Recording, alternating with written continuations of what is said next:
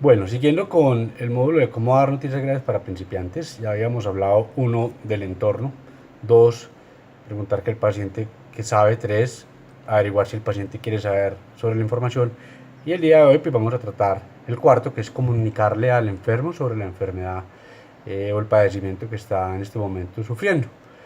Lo ideal es que cuando vamos a informarle a los pacientes intentemos ubicarnos a la capacidad de comprensión del paciente. Por ende, debemos intentar saber qué hace el paciente, cómo habla el paciente, cómo se expresa, cómo se comunica, a qué se dedica, en dónde vive, en qué cultura, estrato sociofamiliar.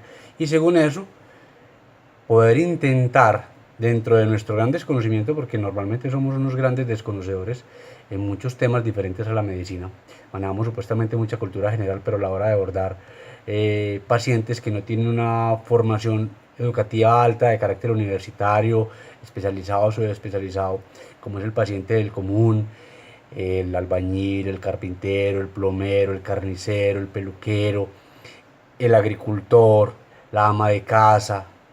Cuando vamos a acercarnos a ellos muchas veces no conocemos cuáles son las actividades que hacen dentro de su quehacer diario y el oficio que realizan y desempeñan, que es fundamental dentro de su proceso de vida y es fundamental dentro de nuestro desarrollo social, puesto que todos somos interdependientes. Entonces lo ideal es que nosotros intentemos ubicarnos y comprender dentro del oficio y lo que creemos que entiende el otro, cómo explicarlo. O sea, lo que llamamos la coloquialidad.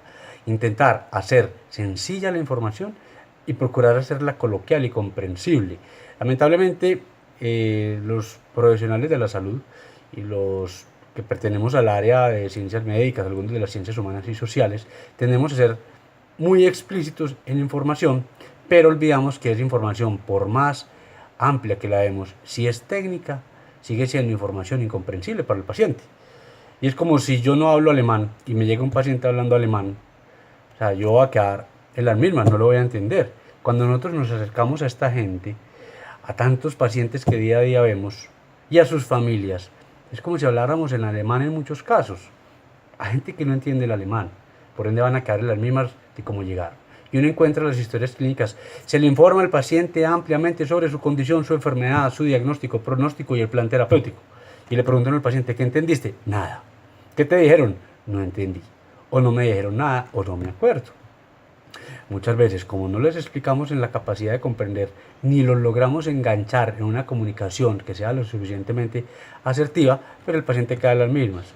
Y hacemos firmar un montón de consentimientos que llamamos consentimientos informados, que el paciente ha sido informado, no de la mejor manera, y supuestamente está consintiendo una información que recibió, que aceptó y que entendió cuando realmente no sucede así. Entonces la invitación es con este paso a sentarnos, a intentar entender cómo explicarle a un paciente, cómo hablar a un paciente según su capacidad de comprensión psicosocial y según eso, pues al final de la información preguntar qué entendiste, si no entendiste, pues obviamente volver a explicar y no hacer lo técnico en técnico más pequeño, porque el que no entiende lo técnico grande no entenderá lo técnico pequeño. Es hacer lo técnico coloquial y lograr que ellos nos comprendan y nos entiendan sobre lo que estamos tratando. Y máxime que es una condición de su vida, su situación, que va a impactar dramáticamente en un futuro próximo a mediano o a largo plazo, o incluso a corto plazo, y deben tomar las decisiones más sabias en consecuencia con esa información que entendieron y que supuestamente les dimos de la manera más adecuada. Si no lo entendieron, es probable que las determinaciones que tomen no sean las que ellos quisieran. Y eso sucede muchas veces con tratamientos. Vamos a hacerte una diálisis. Ah, sí. ¿Por qué? Porque si no te morís.